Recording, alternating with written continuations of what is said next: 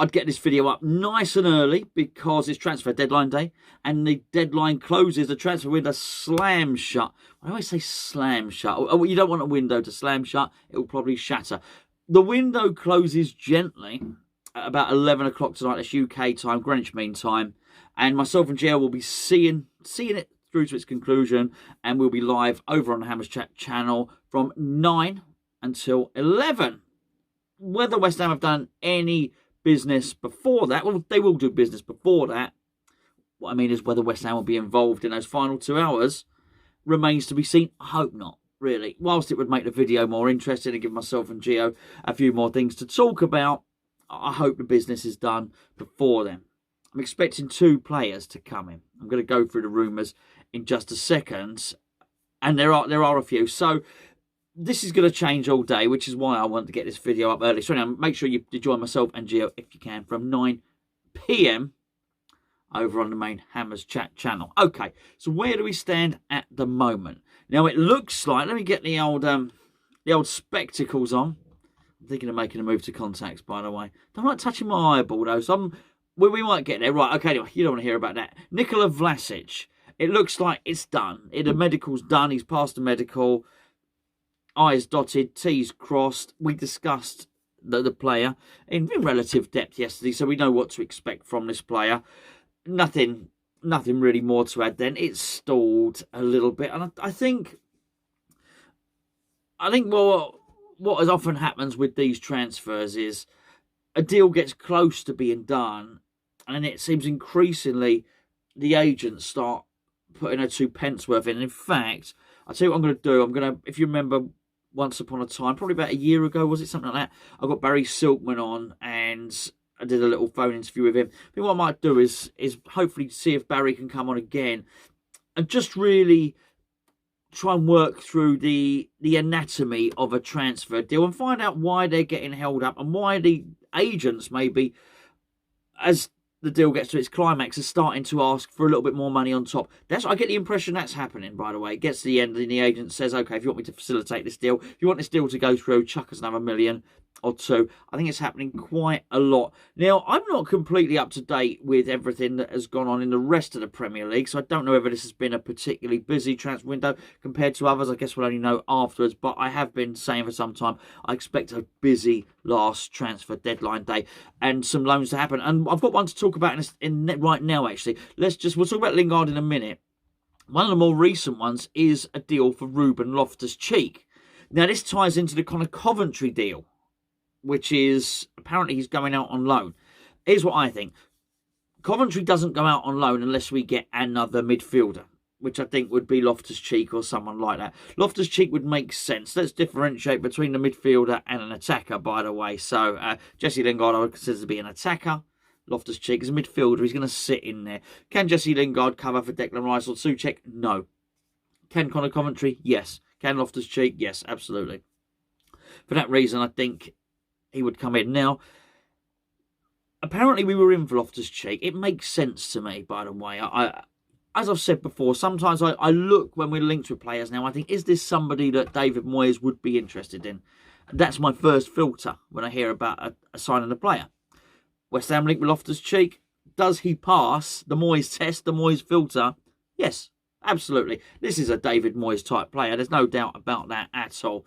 If anybody that's ever seen him play live as well, and particularly if you're up close, the guy's built like a cruiserweight boxer. He's a real athlete. He's a very, very talented footballer as well, and I think we'd do very well to get him. Apparently negotiations were going really well with Chelsea, and now Chelsea have tried to make it, as I understand it, so the deal is close to £10 million for us to loan him for the season. Now, the loan would be with an option to buy, but the option doesn't include that £10 million. I think Chelsea are... I think Chelsea are farting in the wind on this one, quite frankly, and I don't think they're going to get their money. And they've been quite good at sticking to their guns with the Zuma deal. They've got their money. But I tell you what, if they think they're getting a massive loan fee for Ruben Loftus-Cheek, then I think they've got another thing coming. The deal looks dead in the water at the moment, but I can't see anybody, and I mean anybody, coming to take Loftus-Cheek. Look, the big clubs are not going to come in for him and want to take him. The clubs that can afford 10 million for a year on a loan player, the clubs that can afford that aren't going to want him. Look at where he was on loan. He's been on loan, Crystal Palace, he's been on loan somewhere else, it escapes me. But you get the idea of the sort of clubs where he's been on loan. They're not going to do that. And if what Chelsea want to do is make his value increase, then they need to get him playing somewhere. That fee is prohibitive, totally and utterly prohibitive. I think Chelsea know it. It's not Zuma. It's not him holding out for money for Zuma. It's not him holding out for money for Tammy Abrahams. Both of those, they kept their powder dry. They stuck to their guns. The deals happened. The deal will not happen if they stick to that. They've got to have some wriggle room, Chelsea. So I'll be very, very interested to see what happens there. Wouldn't be surprised if actually we say no and then actually they come back to us with a more reasonable offer at some point. And that might be the deal that goes through very, very late. That happens. Connor Coventry moves. Getting back onto the Jesse Lingard, it seems like Jesse Lingard, and I don't understand this, by the way, is likely to stay at Manchester United. I don't mean permanently. Let's talk about him signing a new deal. I'm not sure he does sign a new deal. Don't rule out us signing Jesse Lingard in January. Don't rule out us signing Jesse Lingard on a free next summer. But coming in right now, I'm not so sure. I almost think possibly the worst thing Jesse Lingard could do is sign a new contract at Manchester United. If I was him, I'd be keeping his options open. Apparently his dad is driving the negotiations there. His dad's his agent, by the way. And I think apparently his dad's a massive Manchester United fan. And how much this is true, you just don't know, do you? But apparently his dad is loath to see his son and his client leave Manchester United. Possibly won't happen there. The Connor Coventry one, as I said, I do think it's dependent on us bringing somebody else in.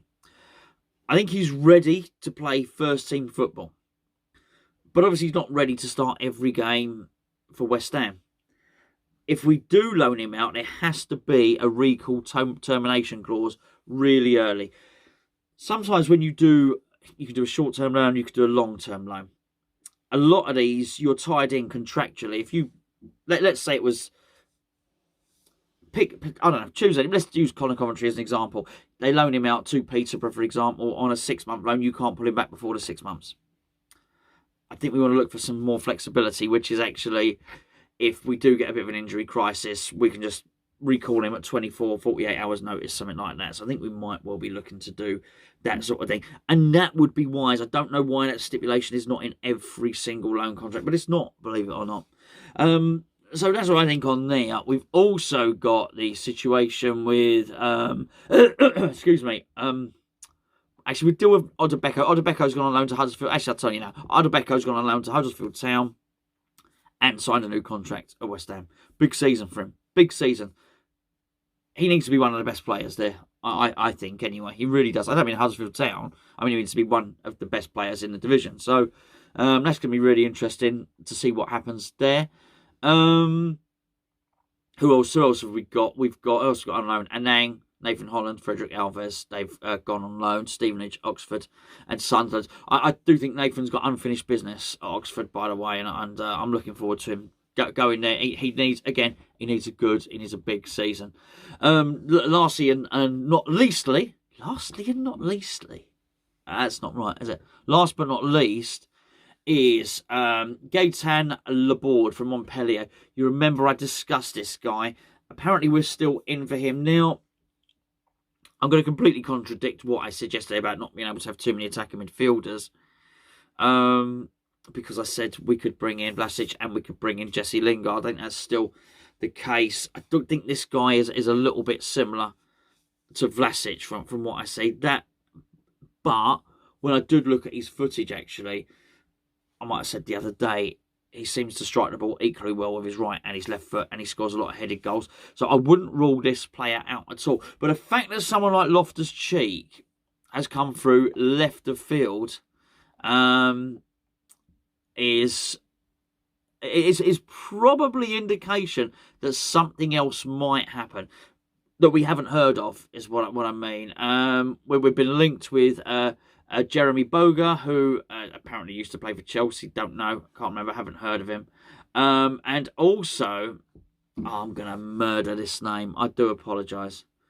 We were meant to be signing, apparently, Nico Tagliafico. I've got it. Have I nailed it? I think I've done it. I think I've done that. from Ajax, and then not. I don't know. I look at this and I think I do wonder if that was one of these transfers that was never on, that was never going to happen. A paper or a website leaked it, and then everybody just denies it and says it's not going to happen. And then some people are getting upset that we haven't signed this guy. Possibly it's that. I wouldn't read too much into that. Maybe it is. Maybe we sign him. I don't know. I just, again, all I can do is read between the lines. I don't claim to be in the know or anything like it. But I think David Moyes really likes Arthur Masuaku. But I thought for some time another left back would be good. But he's got Ben Johnson there as well to cover. So in many respects, he's got, and sometimes he's played Fredericks there. Are they the brilliant, superb left backs that might take us to the next level? No, but we do actually have a brilliant, superb left back in Aaron Cresswell. I know Moyes likes Masuaku, particularly if he wants to switch formation, play him at left wing back. Ben Johnson there as cover, arguably Ryan Fredericks there as cover. If he's looking to save money, and he probably is, I'm not entirely sure that he'll go and spend 12 million. Another guy, but you know what? I'd be astounded and I'd be delighted if we went out and we did get this guy, and actually we spent 30 million on Vlasic, whatever the case may be, 25 million pounds on Zuma, and then we bought another player for 12 million. I think, do you know what? I think that's pretty damn good in terms of investment. All things considered, when we've kept all of our best players, that would be a really, really good thing as well. Don't mind loan players, bring them on. Let's get some loan players in. As I've mentioned, I'll bore you silly if I. You know what I'm going to say now. I've mentioned it so many times on this channel. I think a lot of our loan signings in the recent 2 or 3 seasons have worked out really, really well. So I don't mind that at all. If you're going to come in and have the impact of Souček or have the impact of Lingard, well, what's the problem with loan signings? Don't have any at all. Hopefully it'll be a really exciting transfer deadline day. I'm going to be keeping my eyes on it. I'll be wearing something yellow later, probably some yellow pants, something like that. Maybe yellow socks. You just wouldn't see. You wouldn't know. I could wear yellow pants and socks every day for all you know. I could have no legs for all you know. And honestly, you just wouldn't know. I'm basically just a talking torso, aren't I? Anyway, thanks for tuning in. I'll see you later on about 9. Well, not about 9 p.m. 9 p.m. sharp. Don't be late. Transfer deadline day. Hammers Chat special with me and a Scottish man.